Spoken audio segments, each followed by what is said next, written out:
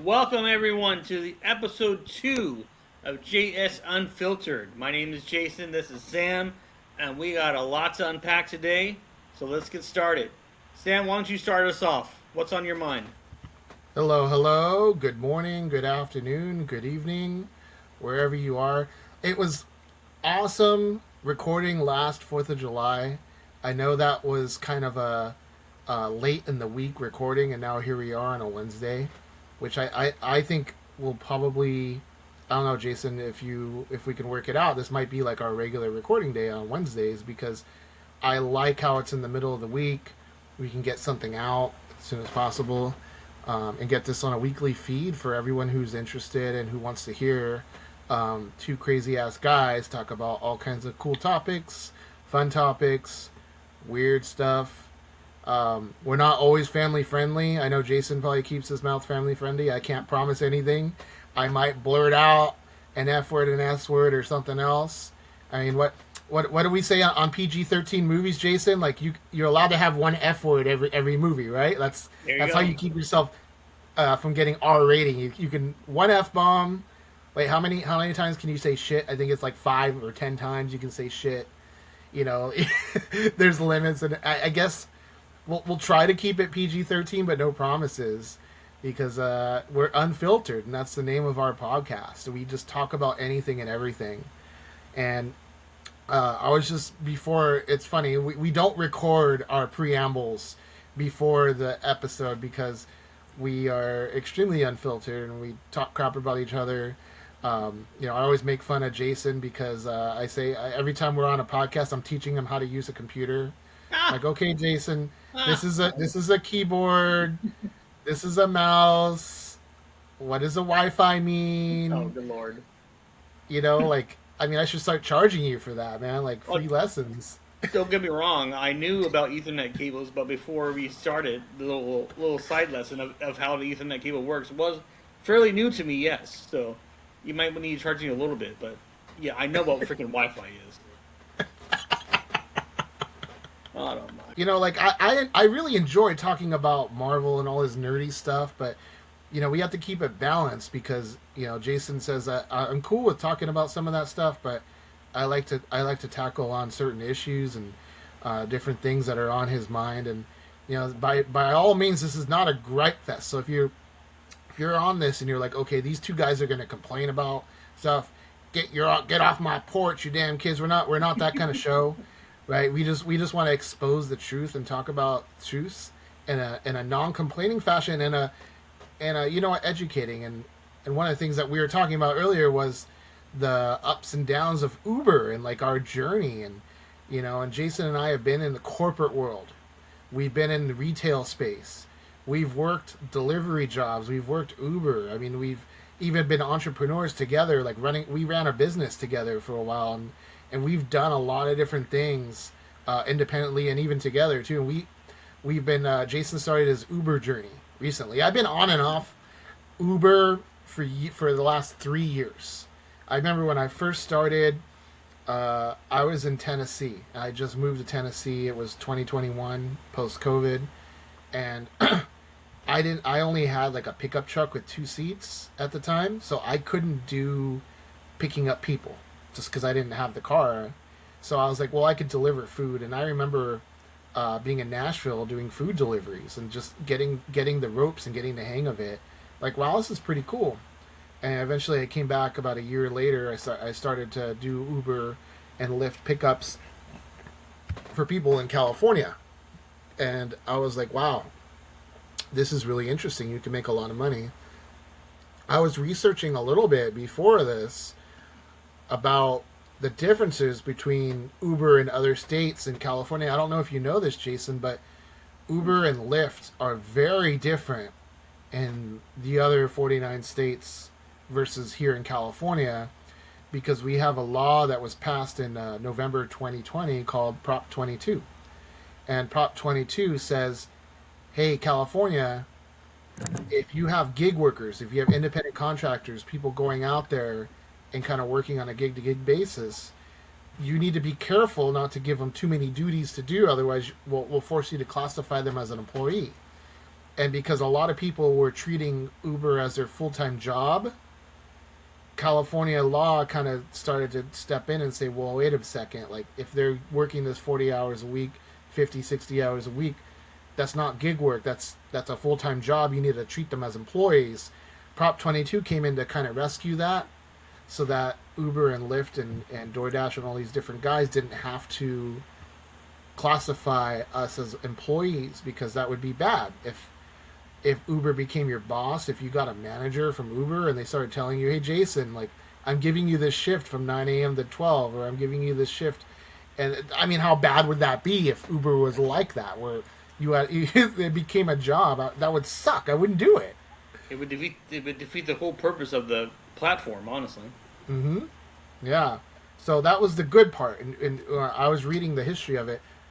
Uber, Lyft, and some of the other guys were able to raise hundreds of millions of dollars to get that Prop 22 passed, while labor unions were trying to fight against it. And we kept our independent status, and I'm able to log in, log off whenever I want to. But I'm going to talk about the downside of it. I was just texting Jason yesterday. I'm like, Jason, out of all the Uber trips I did, I only got paid on what was it, 39% of the fare. So, meaning that for every $10 that somebody stepped in my car to pay for their ride, I got $3.90 for it. And a lot of people, I tell people in my car, I don't bring it up. Usually they bring it up. They talk about, us getting paid, and I'll just mention, like, yeah, by the way, since 2021, we've only getting paid 39 to 42% of what you pay. And the easy math there is, for every $10, $4 is given to the driver. Mm. Because a third of it goes to freaking insurance, bro. To the liability insurance, which is wild.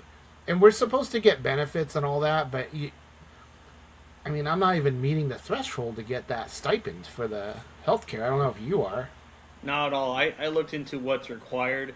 You got to pretty much work like a dog just to even qualify for any of that. And if you did that, hey, that's fantastic. That's up to you. But again, it defeats the purpose of this platform. And the platform is you can do it whenever you want. You are your own boss.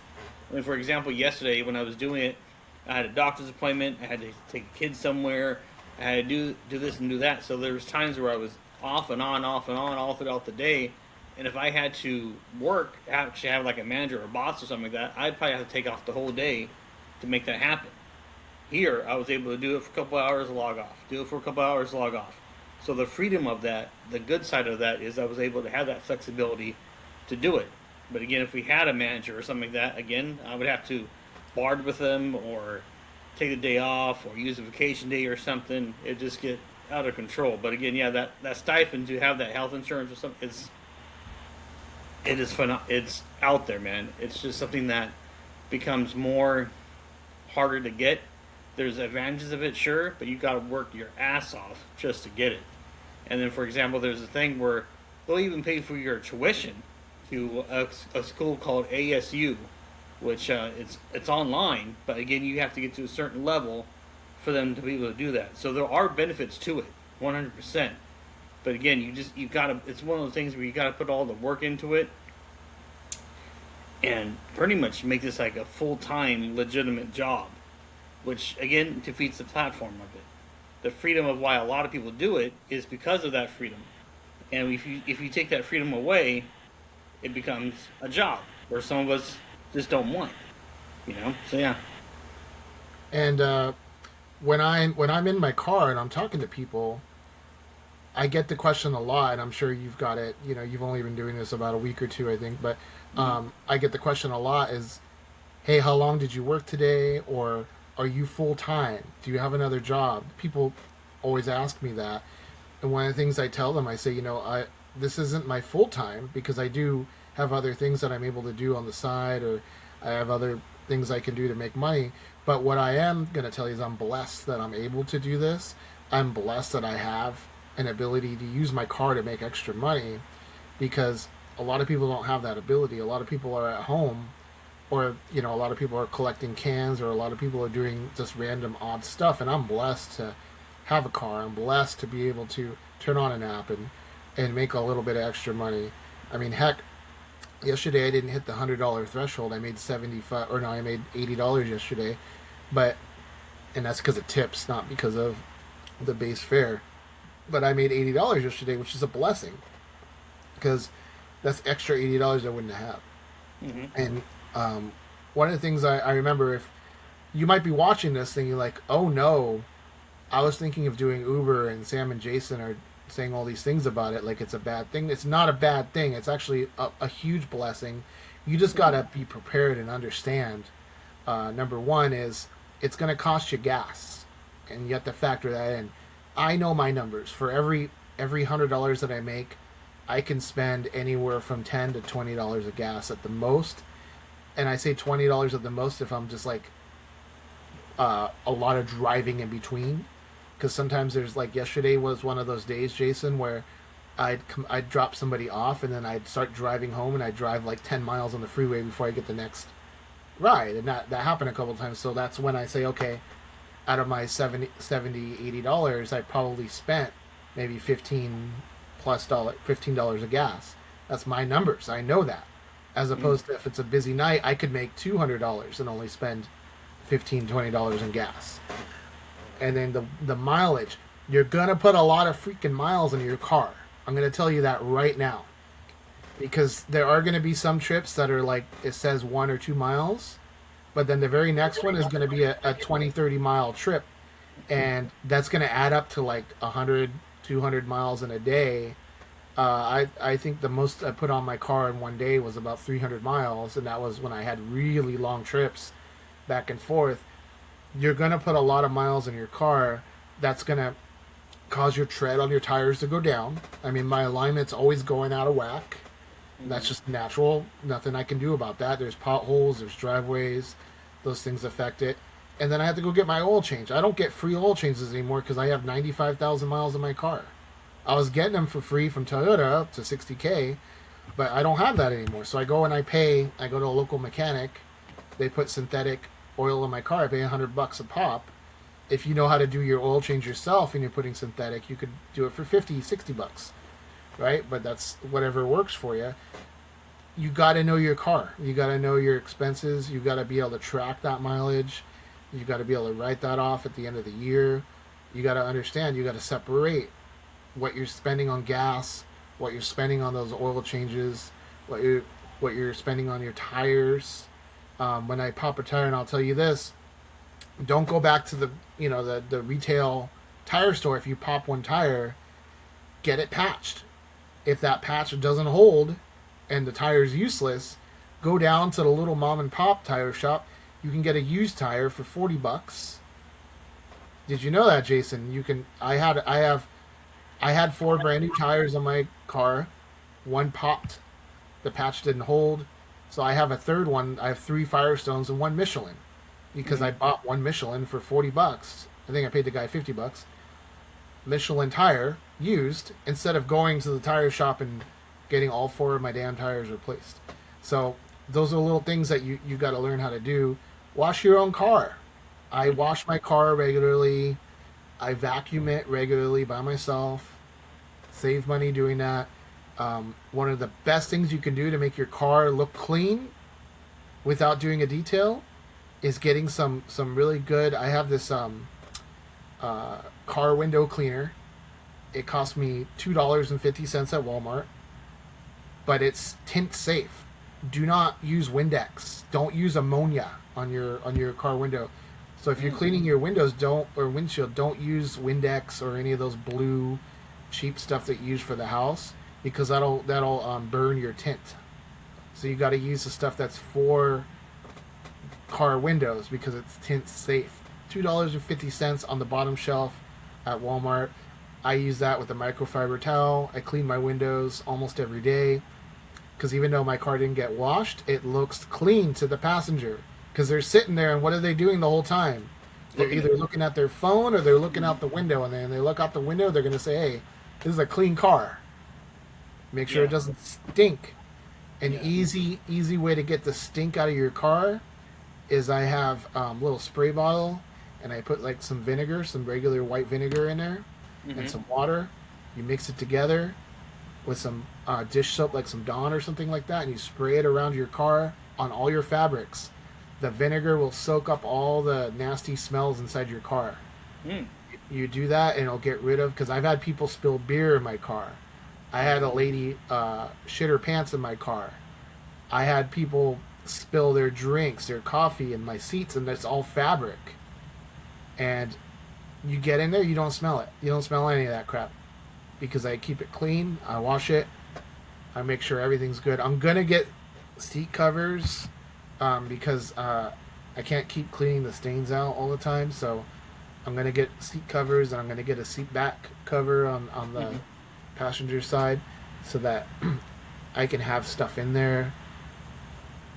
But one of the things I'm looking at buying, Jason, is I want to get the this LED placard for my car. Okay. What's that It do? it's $22 on Amazon. It's this little programmable thing where you can program it to say Uber, but you can also change the text with an app on your phone and change the I color scheme. I think I've seen those to where like they make like funny faces or something like that, or funny words in general. I think is it, or is Yeah, that something else? yeah. Yeah.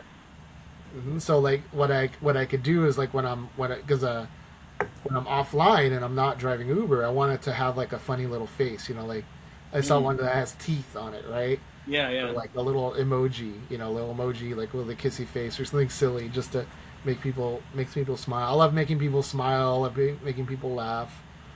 I know that you're gonna put yours with a middle finger on it. I'm not gonna do that. I'm not gonna. I don't like to Right. do that. Not there. But I know you're gonna drive around with yours with a middle finger on it. Yeah, if you know my wife, she would not allow me to do that one little bit at all. Okay, so if I do some positive words of anything, if I had that, so yeah, that's not going to happen. Yeah, you say that on air, but then when you get it, you're gonna do it when she's not around. Uh, it'd be fun to do that if someone cuts you off and you got in front of them. You can always just switch it to that. That'd be awesome. That'd be a nice little way to tell them they're number one. By all means, that'd be really cool. I'll just wait till I see you pull up behind me, then I'll turn that on. My goodness gracious. My goodness gracious. But What? I have like What? I have like a 12-volt jack in my trunk. Okay. All right. Yeah, which is kind of cool feature. I have a RAV4, so like there's a 12-volt jack in the back Mm-hmm. where the hatch is, so I could plug one in the back and I could plug one in the front, Oh, cool. which would be really cool if I end up buying those. Yeah, yeah. Because I, I've I been, kind of like that.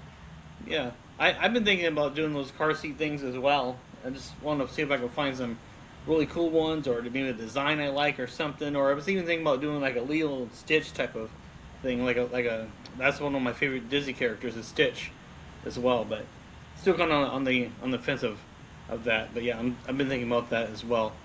What's the name of the brand you said you used at Walmart for the spray for the car? Okay. Spray away glass cleaner. Okay, cool. Ammonia free, that's important. Yeah, okay.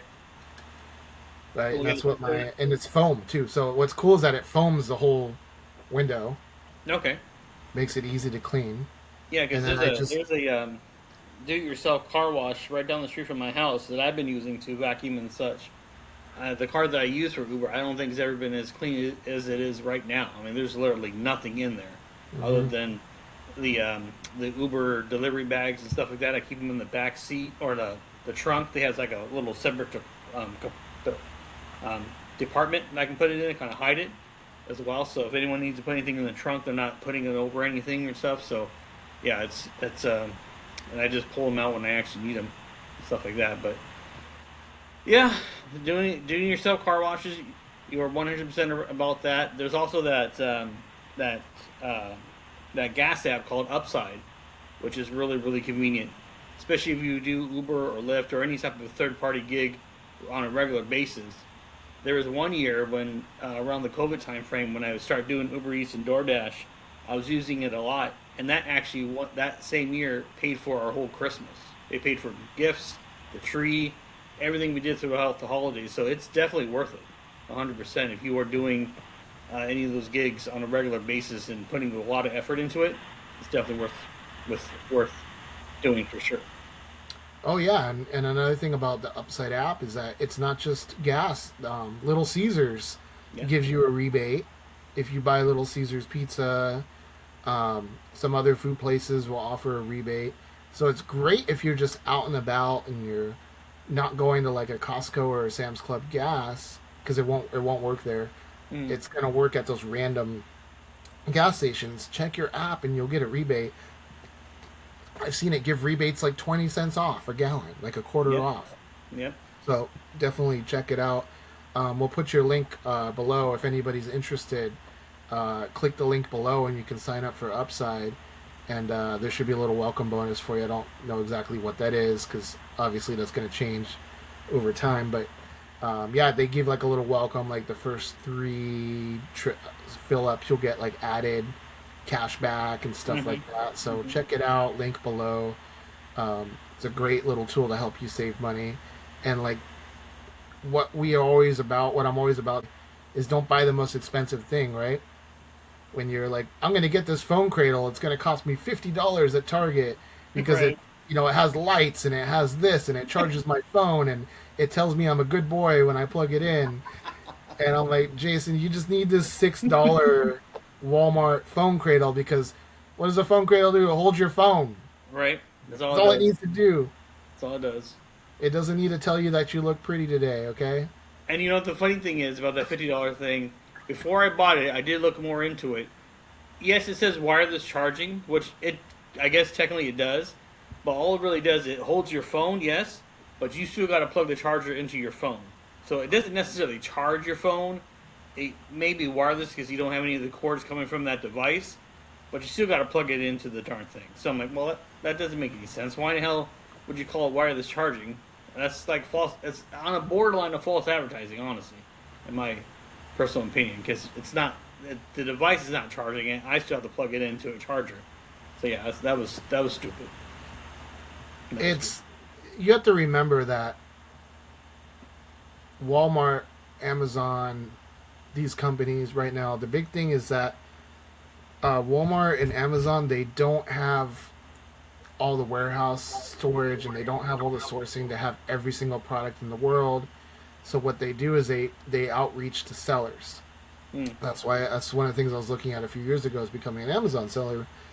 So you realize when you're buying something, it's not Amazon themselves sourcing the product and trying to advertise it to you. They're helping the seller do that. So the seller is the one that found the product, contacted the manufacturer, started to build it, has to sell it, and has to figure out, okay, in a world full of the same product that everybody else is selling, how can I stand out?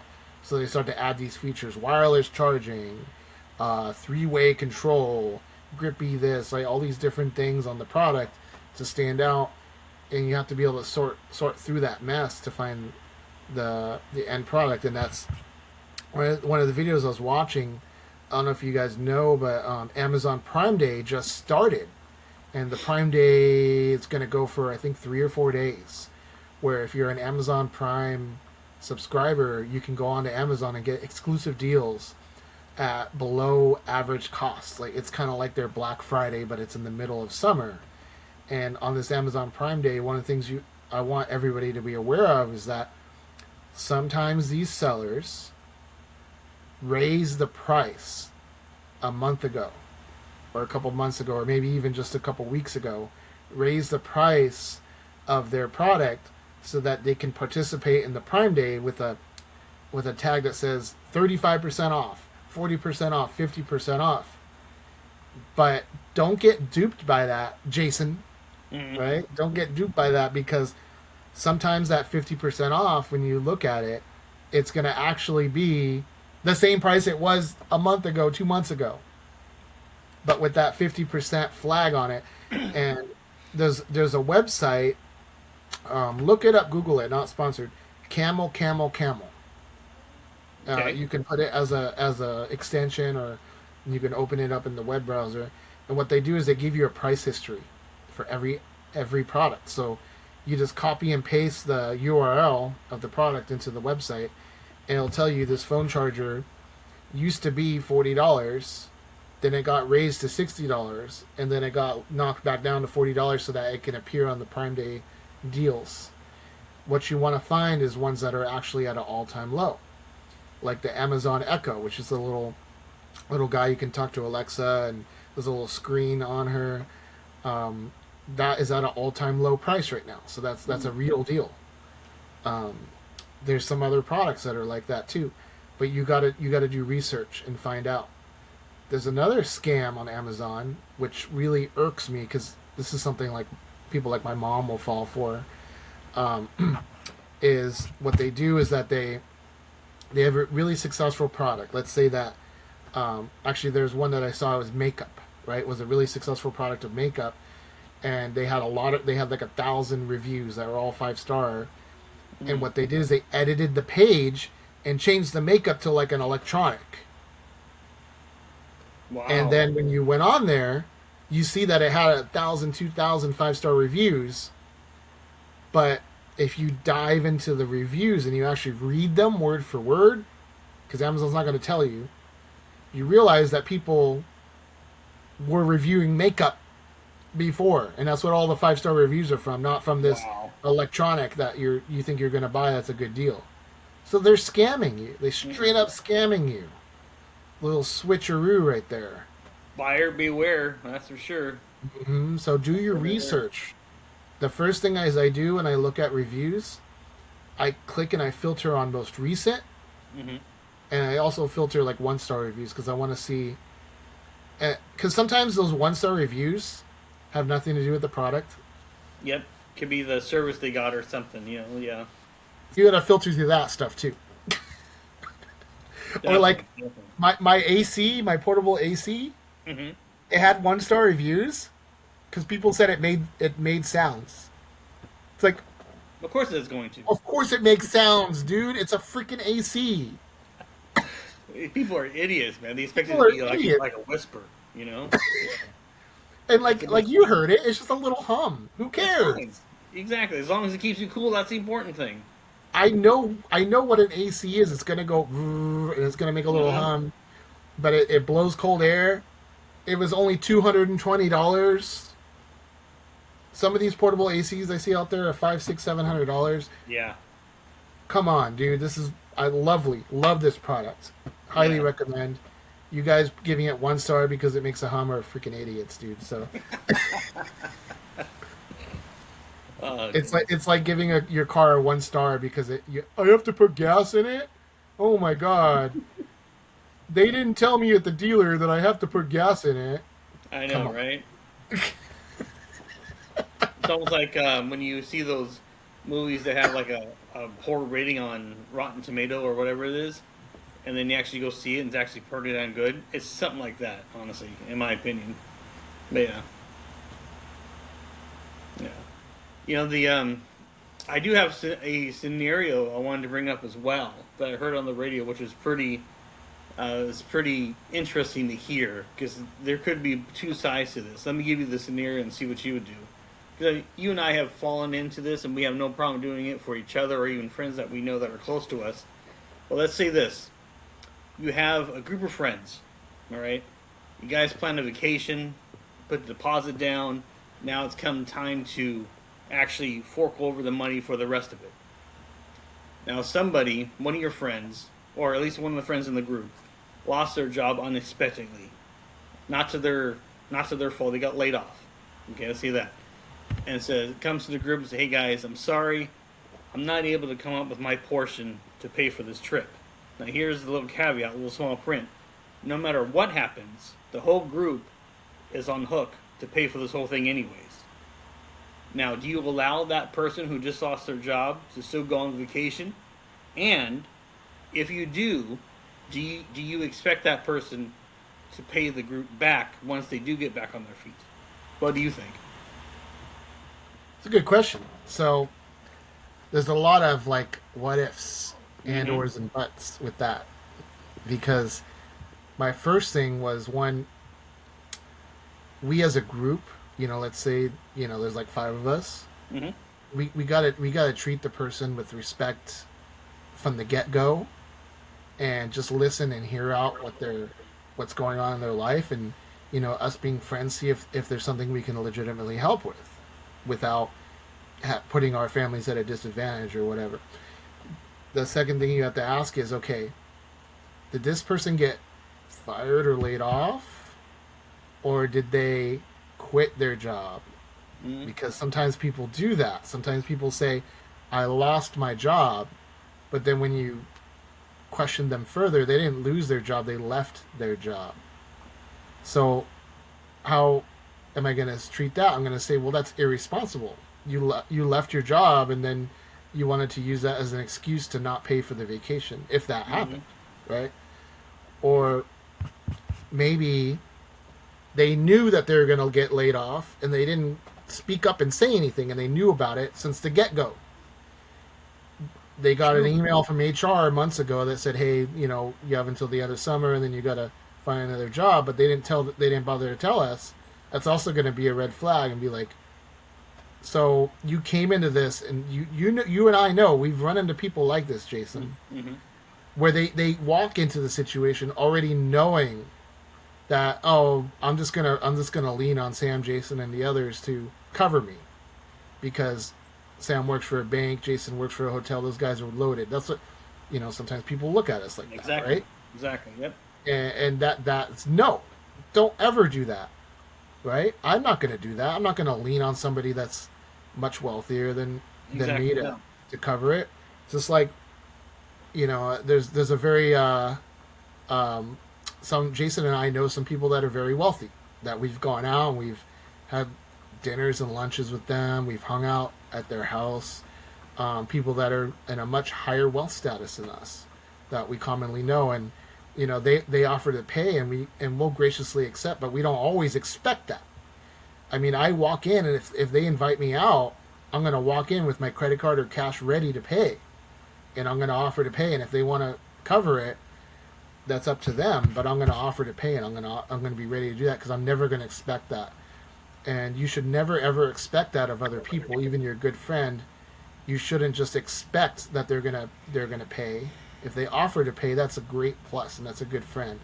But if they end up covering the tab for you, or they decide, you know what, this is a big group, let's all split the check, you got to be ready to pony up. You can't make an excuse and say, oh, I came here with no money, I didn't come here prepared. You should really pony up and take responsibility for that. That is an awesome thought, Sam. That's a very good insight there. Now here's a second twist to that as well. Let's say, for example, you talk to the other people in the group, and they say, okay, you know what, we're going to suck it up because we got to pay for it anyways, no matter what happens. We're going to bring this person over anyways, right? We're going to say, hey, you know what, it's not your fault, you got laid off, you're cool, come with us anyways. Now, what do you do in this type of situation? Let's say that you bring that person with you, but now you guys go out to dinner, you go out to a club, whatever you may do, and they're buying top-of-the-shelf items, top-of-the-shelf alcohol. They're trying to convince everybody to do the VIP club experience or something. They're doing things where you're just like, didn't you just lose your job? Do you throw that into their face? Do you bring that up in any capacity? Or do you just put in the back of your mind and say, okay, well, next time you plan a trip, maybe you're not included in that one? How would you react to that? I would bring it up gently and say, hey, Mr. or Mrs. who's here on a free ride. No, I wouldn't put it that way, but right. I would let them know, hey, we all have our budget, right? The four of us increased our budget by 20%. That's the math, right? That is the math, because you're covering a fifth person. The four of us increased our budget by 25%. That equals 100 to pay for that other person. So everything that we're doing is costing us 25% more, and I would make them bluntly aware of that. So if it says $100 a ticket to go somewhere, then I know that the four of us are going to pay $125 for that ticket, because we're covering the fifth person. I mean, that's the math. And I would just make them bluntly aware of that in my very analytical, non-emotional, spreadsheet, robotic kind of way that I can put things, as you know. Okay, let's go here. That ticket costs $40, so that's $50 a piece. I would just bring that up every single time. Hey, let's go here. This ride is we're gonna spend $100 for the day, so that's $125 a piece. I'll just keep bringing that up because that person might Mm-hmm.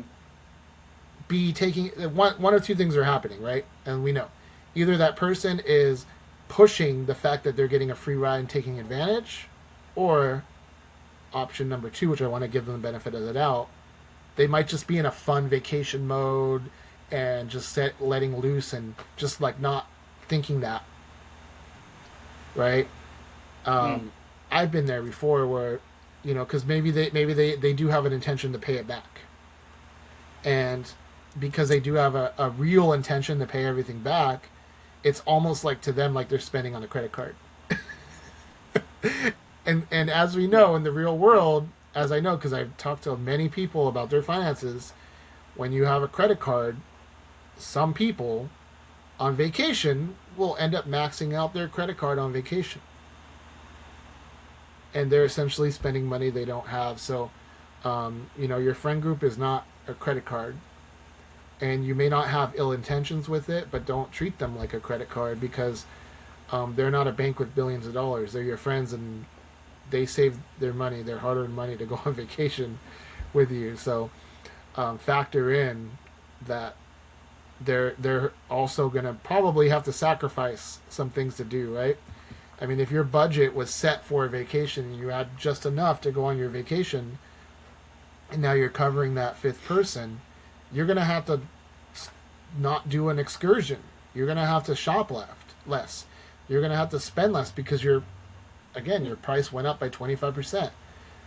If you had $1,000 budget, you're gonna have to change everything down to be $750. That's just the math. Here's another part of it as well. Do you think it matters um, how close you are to that person as well? So, for example, if it was just a friend of a friend that was invited on the trip, or would it be different if it was like your best bud coming to the trip as well? Would your opinion change at all to that? So ask me in my 20s, it probably would have been more leaning on like how close am I, how cool am I with the person, how much do I like them. But Hmm. asking me now at my age, I'm a better judge of character than I was back then. And Hmm. I can kind of smell better. I'm not perfect, right? I'm not saying that like that's a skill of mine. I'm just saying I'm much better than I was 20-year-old self Right. to judge the character of the person in a sense of like, okay, do I think this person is well-meaning and they're actually going to make an effort to pay me back, or do I think this person's going to run away into the sunset? And that, yeah, and Never, never that's to how be I'm seen going to again. Yeah. determine, okay, am I going to use my credit card to cover this person's expenses, right? Because I will if I, right? And like, Right.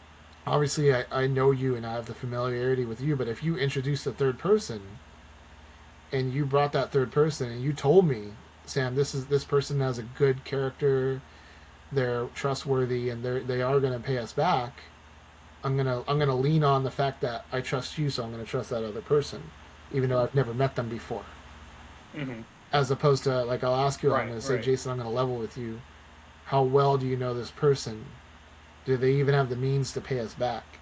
You might say I love them as a person, but they make no money and they're terrible at managing their finances. I'm gonna say, well, we're gonna do the bare minimum to help them. And that can very easily be exactly, and that can be as well if anyone ever runs into that type of situation, you can use a second person to be the bad guy per se. If you don't want to flat out say no, I can't do this for you, you can say you know what I spoke with the group. The group doesn't feel comfortable because they really don't know you. I'm sorry, I just don't have the funds to cover you, and that's kind of like your way out. That you still look like the good guy, and use them as the bad guy because the other guys won't really care because they don't know this person anyways, and chances are they'll never have to interact with this person again.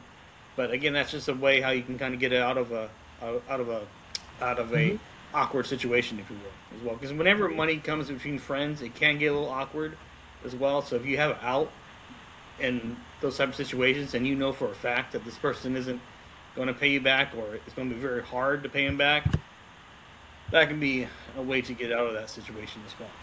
So just a thought. Just want to see what your opinion was. And anybody listening to this, if you guys have a opinion on it, by all means, drop in the comments. We'd love to chit chat with you about it Yeah. as well. And So yeah. as you know, Jason, you know my personality very well. I'm not very shy about leveling with people. Mm, If they very have a true. very Yes, out that's and true. open history of betraying people and not paying people back and just being like really bad moral character, and that's not something I know about them in private, Hmm. but that's something that everybody knows about them. I'll say it in a nice way. I'm not gonna confront them or try to escalate, but I'll say it outright. I'll say, hey Joey, we like hanging out with you, but I know that when you hung out with Susie, Mary, and Joseph, that you didn't pay them back, and unfortunately, I don't have the money to pay for your trip, and that's just the way I see it. I think you're a cool guy, but I know that you're not going to pay me back, and I don't want to shell out the money for it. That's the way I would say it to that Yeah. person, because I'm not shy about it, but I Uh, also don't want to be a jerk. yeah. But I want to be honest, because you know what? Yeah. Sometimes truth doesn't care about your feelings. That's true. That's true. And Hmm. sometimes that's what people need to hear too, because if you give them a slither of hope that somebody else would cover it, they'll keep bugging you about it, or they'll keep dragging it along. And sometimes you just need to say, you know what? No, I just can't do it. Flat out and simple. No, and you don't really owe anyone an excuse. You just say, I just can't do it. You can't say, oh, because I have this coming up or that coming up. You don't have to. And if that person is truly your friend, they would respect that as well. So take it for And honestly, if take it like for what if it I is, said that to for sure. that friend that doesn't exist, and again, we're not alluding to Hmm. anybody. I don't know anybody like that. But if I did, I No, not probably, at all. and they gave me a really nasty adverse reaction. Hmm. Nice knowing you. Yeah. Yep. Done. Yep, See ya. done. Yeah, because I don't want Done. to really associate with people that are take advantage of other people. I don't want them in my friend group. So Exactly. that's another way to filter Yeah. them out. And I think you said it perfectly as well when you said when you were younger things might have been different, and I think that you hit it right on the button there as well, because I think when I was younger I was more trustworthy as well, but as I've gotten older and as life has taken a hold of me, I got more things to worry about too. I got more things on my plate, more. I got to put food on the table. I can't go to my wife and say, "Oh, sorry, we can't eat this week because I paid for Joe Schmo to go on this trip because he lost his job." I'm not going to be that irresponsible.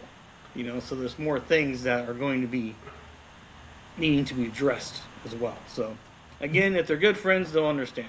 If they're friends who just want a free ride, you may get some backlash on it. But again, if they do, it's good to know now, because so you don't have to have them in your life and have that type of negative situation happen to you Hmm. as well. So yeah. Well, this I thought of another subject as well. I wanted to. Honestly forgot what it was. Forgot what it was. Maybe it will come up to me as well. But yeah. What else is on your mind there, Sam? What else is on my mind? If anything, or is it just a blank slate? You know, I love talking about sci-fi. I love talking about science and conspiracy and things like that. And oh, like, do I really want to bring up this topic? I don't want our channel to be restricted because of the topic, so I'll kind of dance around this a little bit. But Jason, have you heard about the man that owned that island? And on that island, a lot of powerful and very elite people would come and do very heinous acts on that island. And he got arrested, and he ended his own existence in jail in 2019. And Mm. now we've come and we have a brand new president who started this year who promised to declassify all those documents. And one of the things that he ran on his campaign was, I'm going to declassify the island list. You know what I mean by island list? I'm not going to say the name. The island list. I'm going to declassify UAP UFOs documents. I'm going to declassify MLK, JFK, all these different documents day one. And you and I are both strong supporters of our current president, but I am not afraid to say I'm very disappointed in him not fulfilling that right now. I'm not angry, but I'm very disappointed and frustrated with the lack of transparency around this. I mean, I was having a long conversation with Grok, the AI, about it, and he's trying to tell me, no, it's not lack of transparency. They're just finding out new information, and it's just not meeting your expectations. I get that, but I'm still very frustrated by all this because now we have the FBI and the Department of Justice saying it's a whole nothing burger. That they've looked through all the files and there's nothing going on. There's nothing to see here. Move along. And the president recently said on a press briefing, he says, why are you guys still looking at this? You should be talking about Texas. You should be talking about the big, beautiful bill and all these things. Why are you still worried about this list and about this guy?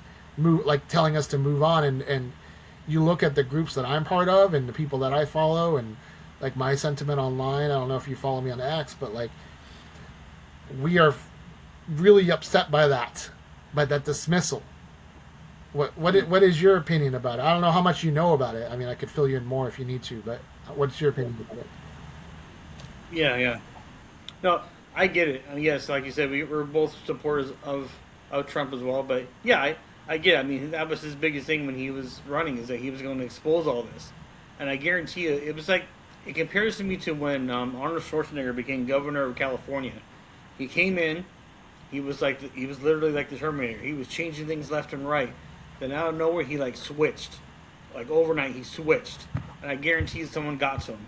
And I think somebody's getting a little to Trump, even though Trump might be a little harder to get to. But they probably did something. They probably had a closed-door conversation with them or something. There's something that somebody doesn't want the public to know.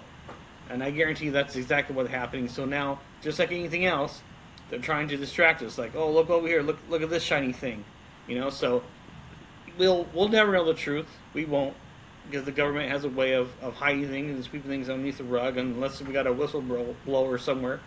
But I guarantee you it's something like that. Somebody got to him, someone had a conversation with him, maybe gave him some money. Oh no, I don't know. Trump's not perfect, but again, something happened for him to do that. He just wouldn't just not do it. And I do have a theory about what happened. So we were just talking about what happened. Now I'm going to talk about my theory, which could be completely wrong, but it's just my thought. And I've been following this logically. So logically, theory number one that a lot of people have is somebody has dirt on Trump.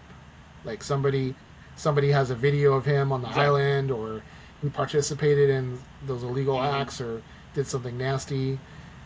And to be clear, like if there is a video of him doing that or anything like that, I fully support him going to jail and facing all legal consequences for that. He's I love what he's been doing for the country, but I am more for justice and more for holding anybody accountable who's done nasty shit.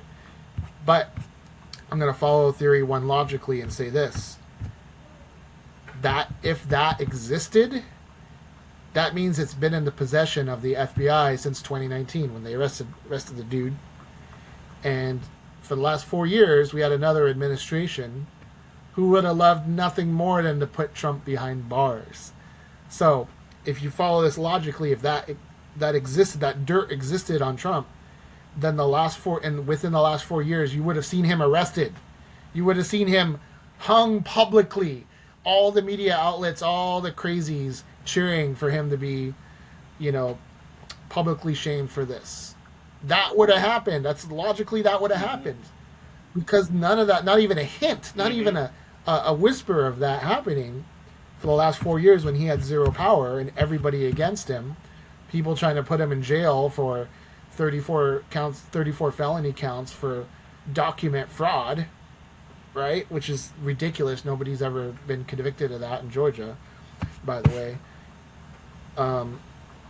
Because of that, I don't think they have that kind of dirt on him. I don't think he did that at the island. Because if he did, they would have already thrown the hammer of justice at him. What I think is going on in my theory about why he suddenly had to do an about face is I think inside of those documents and the people that would be implicated in that list are tied to sensitive security arrangements that the U.S. government has with other Mm. governments. For Okay. example, Okay. That makes sense. if there was a blackmail operation going on and our intelligence agency blackmailed a high ranking representative of one of our adversary countries, if that was exposed, that would halt all the espionage and all the different security operations that we have going on with that adversary country or maybe one of our allied countries. And that could seriously put us at risk of war for exposing those intelligence assets.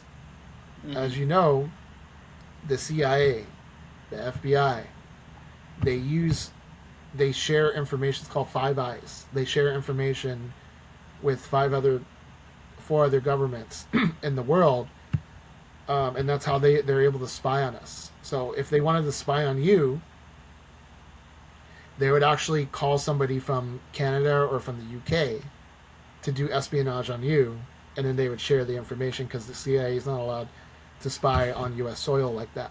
So there's a lot of that weird Right. stuff going on. So one, it being on a little St. James Island, yeah, the CIA can operate there, but on his Florida and on his other states' property, they probably had ties with foreign intelligence agents that were doing the spy operation here on U.S. soil.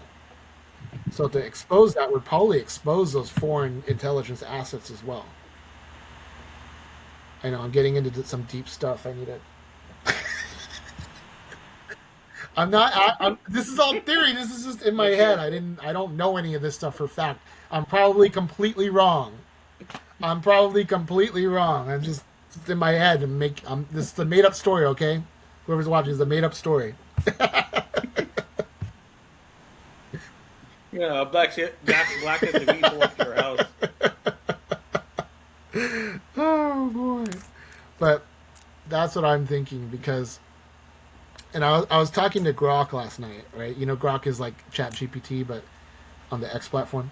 So I was talking to him. I Hmm. said, okay, we Right. got this 11 hours of footage that was released of outside the jail cell, and we know for a fact that there's a glitch. Did you know this, Jason? There's a glitch in this prison system, the federal prison system, where every night at 11:59 p.m. the camera loses a minute of recording. So from 11:59 to Mm. midnight, the camera reboots. So nothing records for 160 seconds every night. And Wow. uh-huh. A lot can happen in And they 60 were seconds. questioned A like at lot. first they accused the FBI of editing out that minute, but then Bondi, the attorney general, she came online. She said, "No, no, no. That's all the cameras always do that. That's not us editing."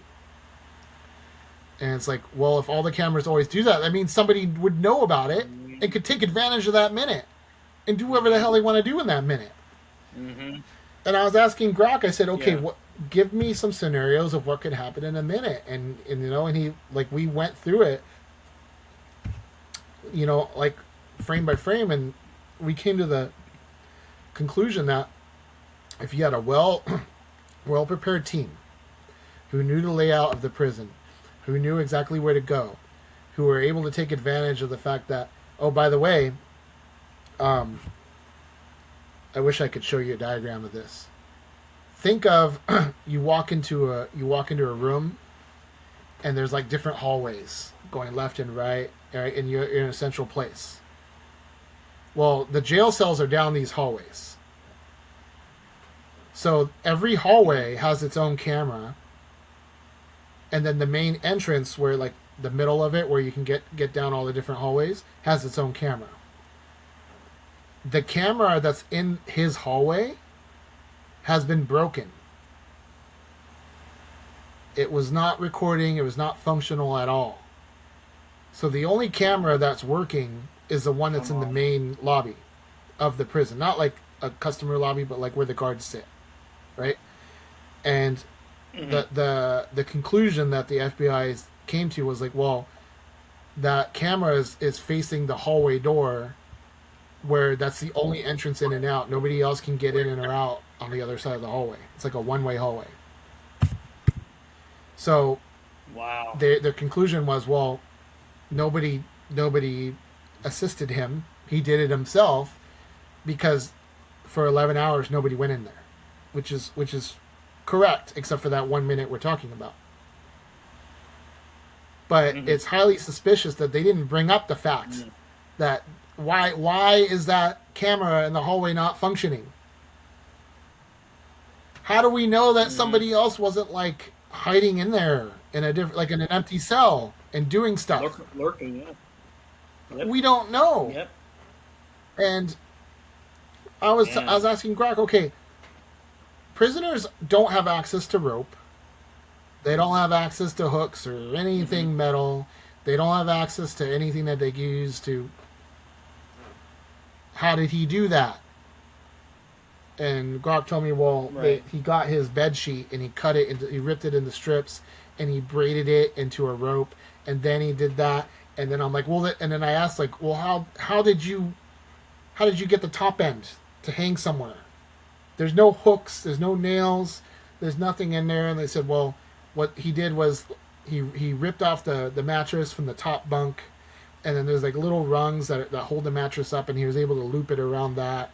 And I'm like, well, that's only 5 feet tall. Well, then what he did was he kneeled, and he, like, it's like, dude, like, how, what? It seems a little like like, how does he know how to do all this stuff?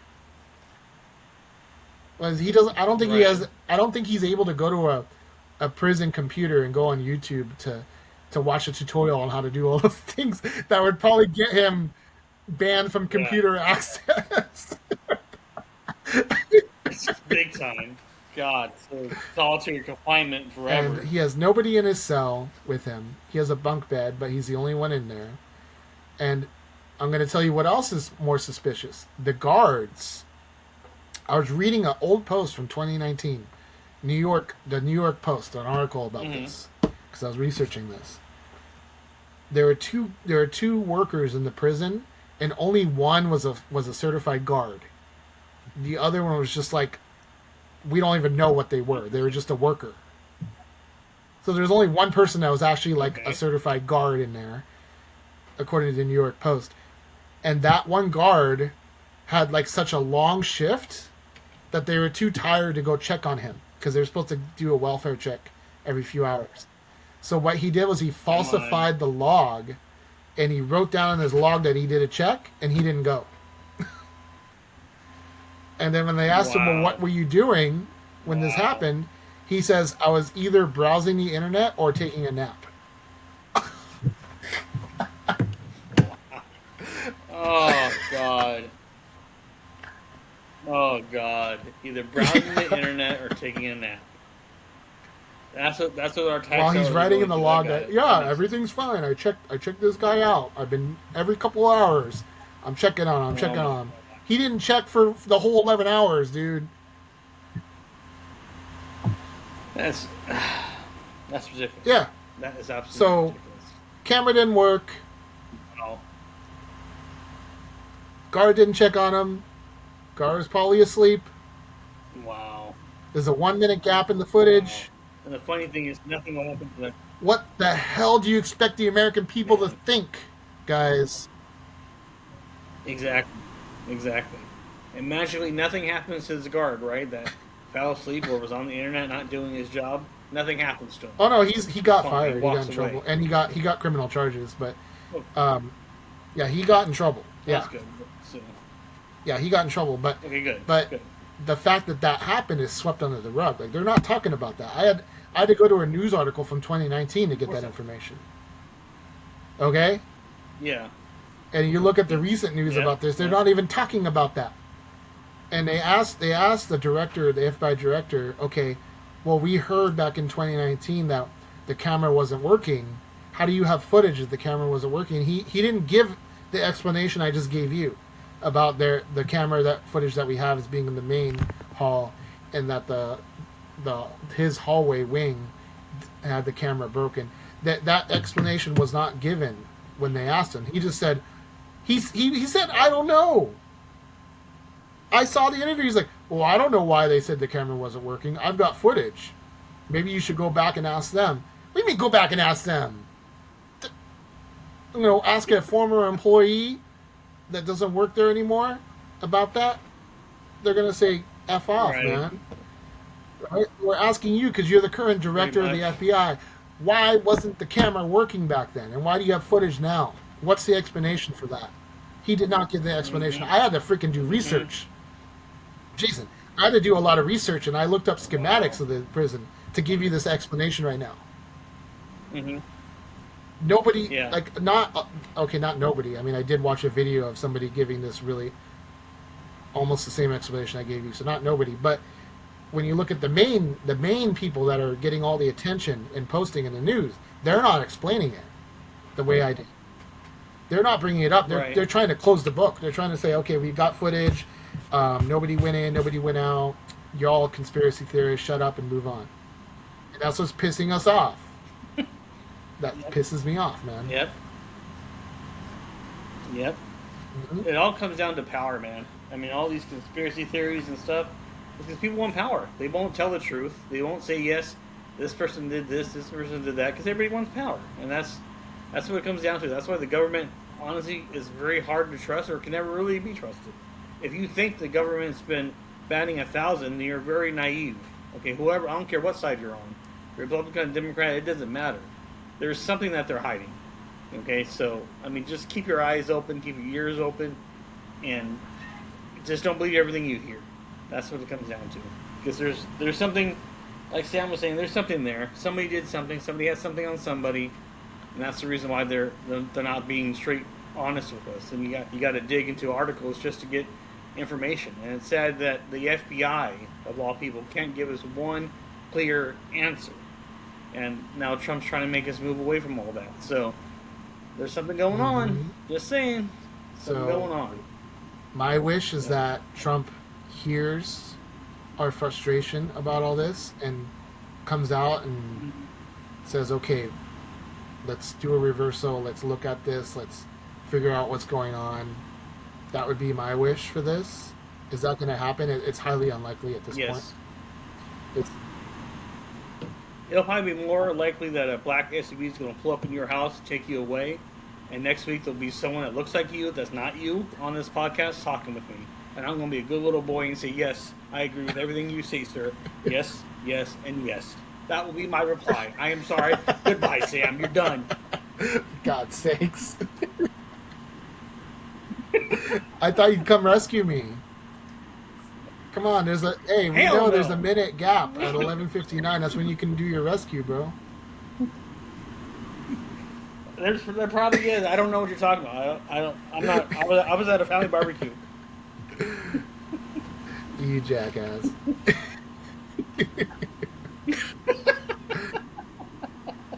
Sam, I don't know Sam. Hey, you're implicated now. You know too much, man. You're gonna be in that same van as me. I'm gonna be watching every single corner I take today. That's for sure. Is that car following me? What the hell?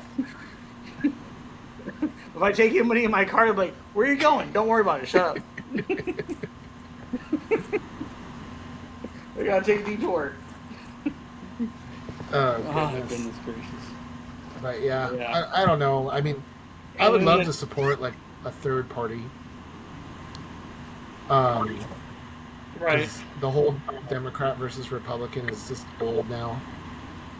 Obviously, the whole Democrat Party is just a sinking ship. The Republicans have a few leaders that are good, but a lot of them are just terrible. And now you have this with very little support. I would love to see more Republicans speaking up about this, but there's only a few that I know of that are speaking up about this. And now you have Musk, who says he's done with both parties and he wants to start the third party, America's party. It sounds intriguing on the surface level. But if you look at Musk's political views. Yeah, he's a former Democrat turned Republican, which is great. There's a lot of refugees from that party, but Musk's former views are very socialist. A lot of what he advocates for is government control over things. Like he said, well, let's fight climate change by doing a climate change tax.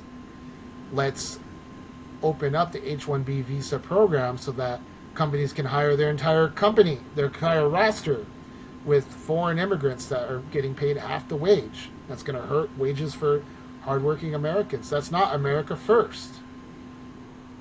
And then you have them saying, well, we should look at doing a basic income for everybody. I was having this conversation with one of my passengers yesterday because we were talking about automation.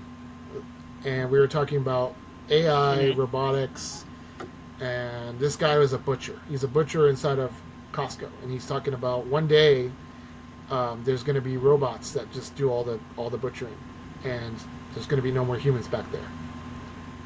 And he says it's already started to happen because now when Costco gets that long, ribeyes, they're cut from this long piece of meat that's like really long. And before they had a bandsaw. Right. They had this big giant bandsaw, and you'd have to like vroom, vroom, vroom, right? And he says now for that long piece, like the majority of cutting, there's like an automated machine where he just sets the meat on a tray and presses a button, and the machine does all that. And he says there's still a bandsaw for certain cuts, but like 90% of what they're doing in that back there, they're just pressing buttons. It's become so automated, and he's like, eventually that's going to be 100% automated. And I was talking about that, and it just brought up the whole topic of universal basic income.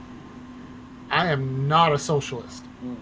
I don't believe that government is the answer for all these different problems we have in life, because government control comes with corruption, government control comes with inefficiency, and government control comes with rationing, which is terrible. And that's why socialism doesn't work. It looks great on paper, it makes your heart swell with love and peace, but it doesn't actually work in reality. But we're coming to a crisis in our world where a lot of jobs are going to disappear and more people are going to appear. How are we going to take care of everybody? We're going to eventually, and I'd rather this be past my lifetime, 100 years from now, but we're eventually going to have to do a universal basic income.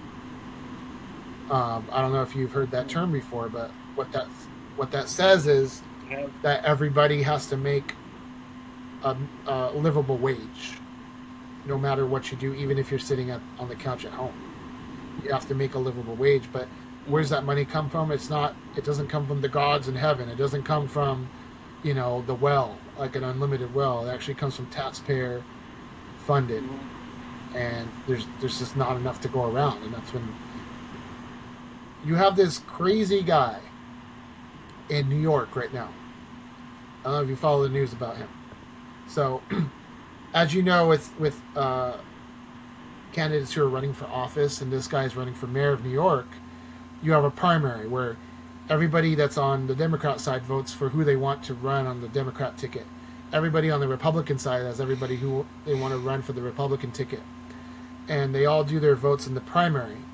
And in that primary, you decide who your side's candidate's going to be, and then they run the primary election, the election after the primary, where the chosen one for the Democrat, chosen one for the Republican, run against each other.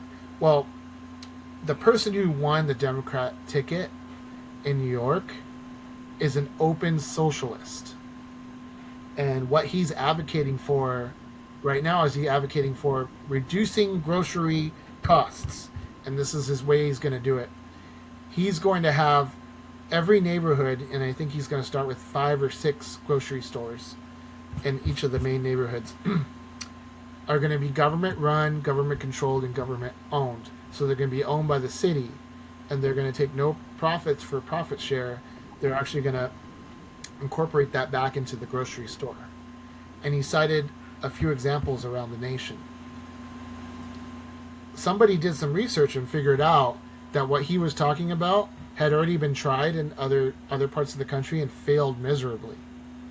Because government owned doesn't mean that you're going to have the best cost for the consumer, even if you're buying at wholesale prices. Traditionally, in a supermarket, if you go to your Kroger, if you go to Ralph's, if you go to Publix, if you go to even Stater Brothers and those here in Southern California, they're running such slim profit margins. They sell you a gallon of milk, they're making less than 5% profit on that traditionally. They have to. They have to keep the prices low. Otherwise, people can't shop there. They're selling you a pound of meat, Jason, for $10.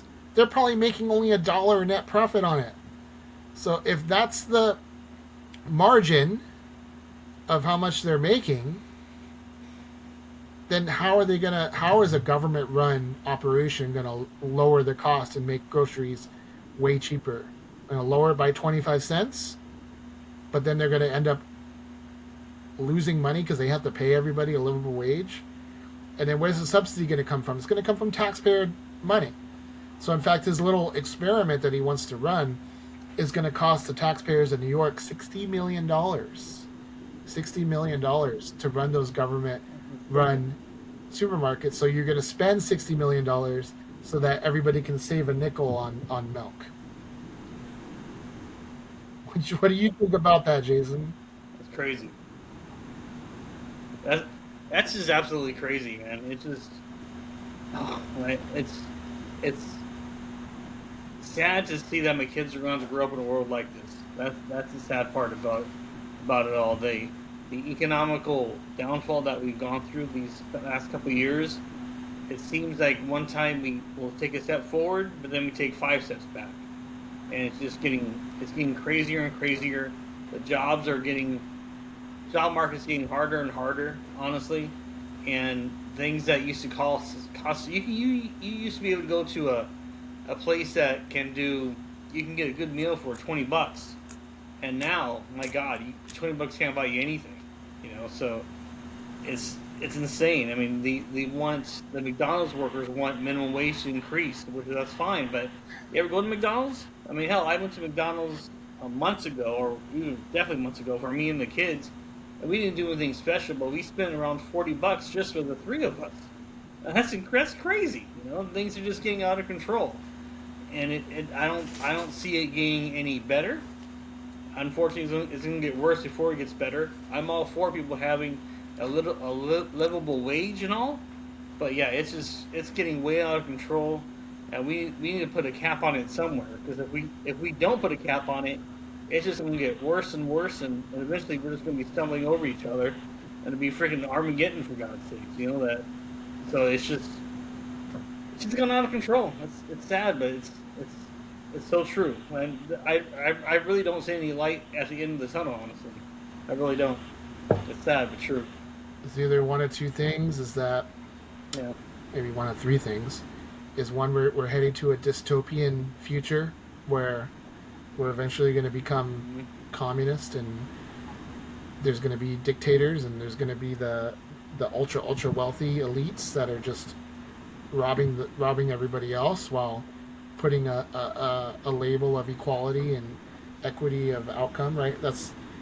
I'd love to get into that topic, but we're going to end this soon.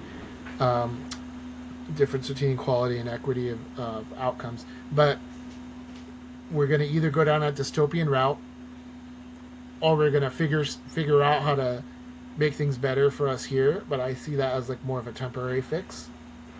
Or we're going to completely dismantle everything and start a whole new system where it works out. And I don't know what that is. There's a very famous quote from a couple hundred years ago, Jason, when our country was first forming, and they said, what did they say? They say capitalism is the worst form of government, yet it's the best that we've been able to come up with, or something like that, right?